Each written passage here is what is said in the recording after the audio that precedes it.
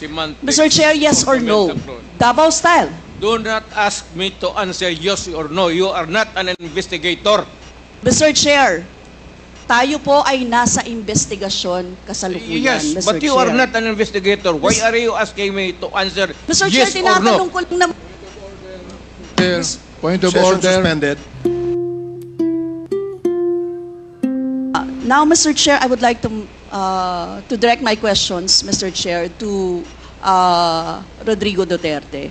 Mr. Chair, noong October 28, sinabi ni dating Pangulong Duterte, under oath, sa harap ng Senado, and I quote, I and I alone take full legal responsibility sa lahat na nagawa ng mga pulis. Pursuant to my order, ako ang managot. At ako ang makulong, wag yung pulis na sumunod sa order ko. Ang tanong natin, Mr. Chair, the families of innocent extrajudicial killing victims are present. Yun po yung pinagsalita nyo kanina. So can the former president look them in the eyes and say once more that he takes full legal responsibility for the deaths of their loved ones, Mr. Chair?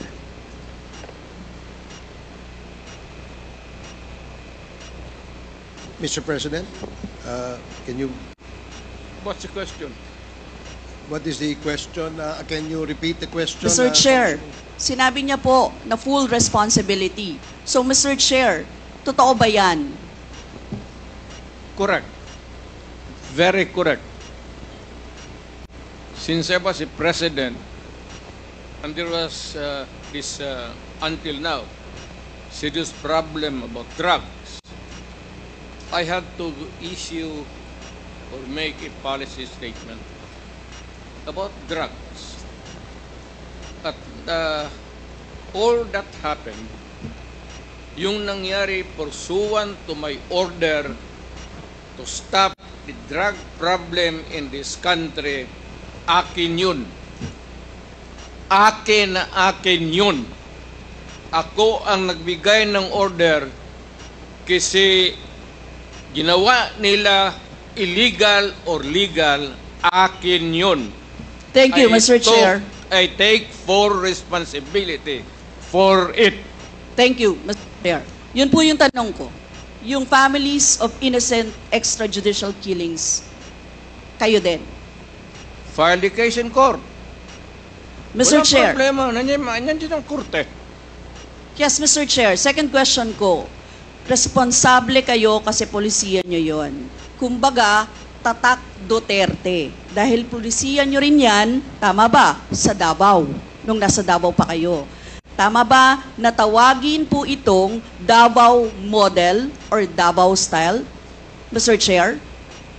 I cannot control the semantics. Mr. Chair, yes or no? Davao style. Do not ask me to answer yes or no. You are not an investigator. Mr. Chair, tayo po ay nasa investigasyon kasalukuyan, Yes, Mr. but you Chair. are not an investigator. Why are you asking me to answer Mr. yes Chair, or no? tinatanong ko lang naman. Chair, point of Session order. suspended.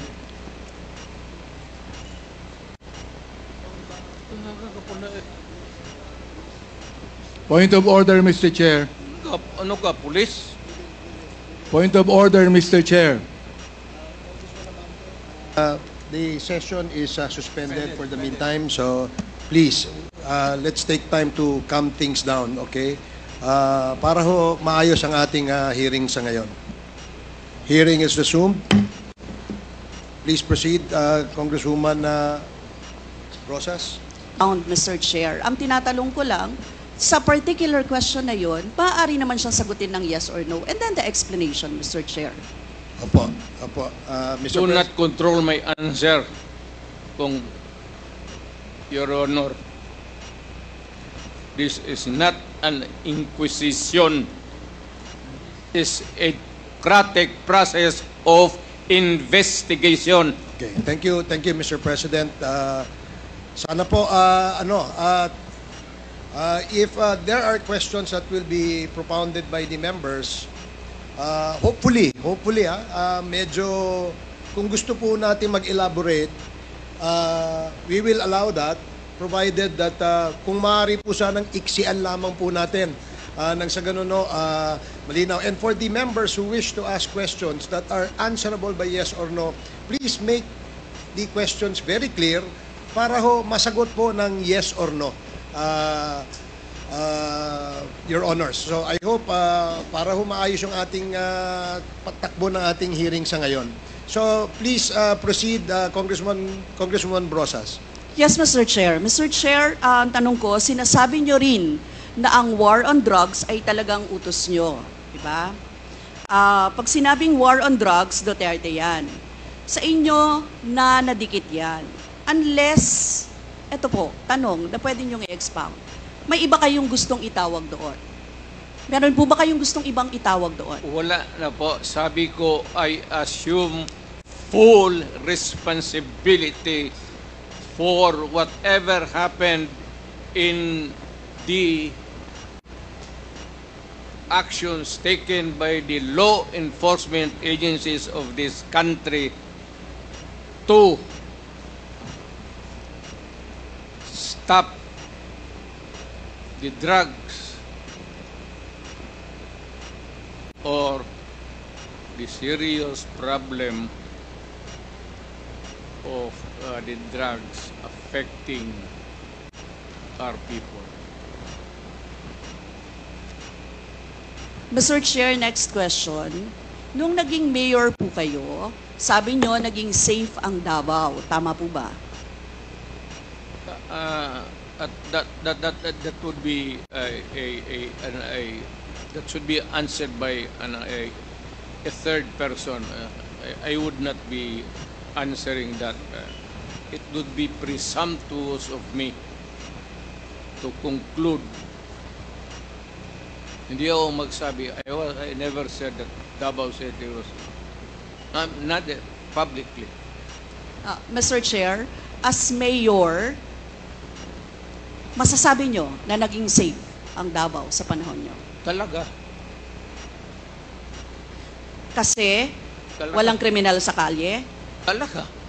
walang snatcher, Walang snatcher. walang akyat bahay, Walang akyat bahay. walang magnanakaw, Walang magnanakaw. walang mamamatay tao. Walang mamatay tao. So yun po lahat? Yes. Oh.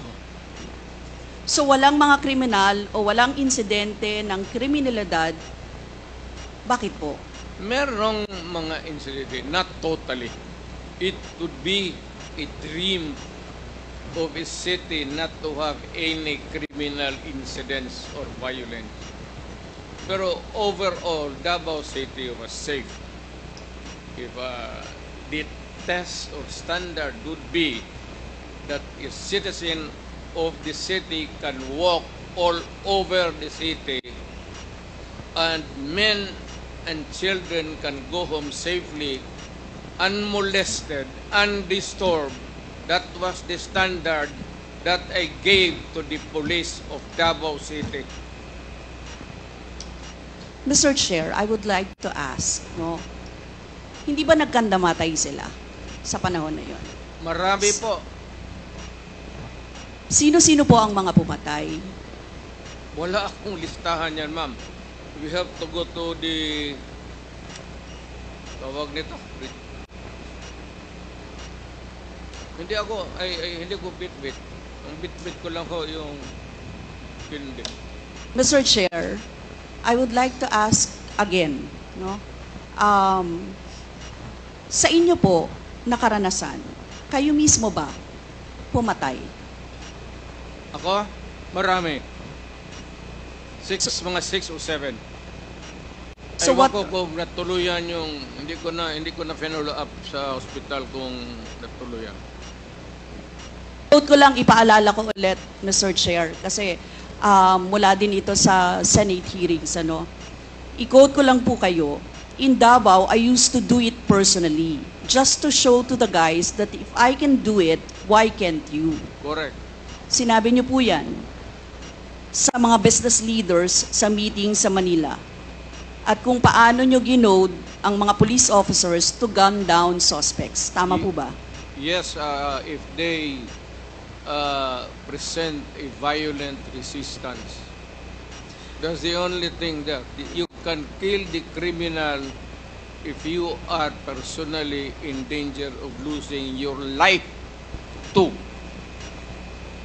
Ito But ba, hindi mo pwedeng patayin yung kriminal nakahandcuff o nakatali. Hindi trabaho ng lalaki yan.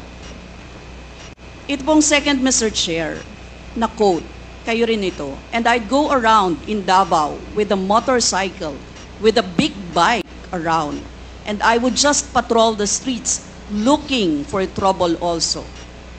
Manila Times po ito. I was really looking for a confrontation so I could kill. Sinabi niyo po ito. Yes. Nagdadasal po ako na nagmumotor ako na may mag-hold upper dyan. At kung maabot na kita, talagang patayin kita. At kung basta kriminal ka, wala akong pasensya sa kriminal. Pagka lumaban, patayan. So, Mr. Chair, kanina po kasi sinabi ni Duterte na he takes full legal responsibility. Yes. Siya ang mananagot at Yes. makukulong sa ginawa ng mga kapulisan. Yes.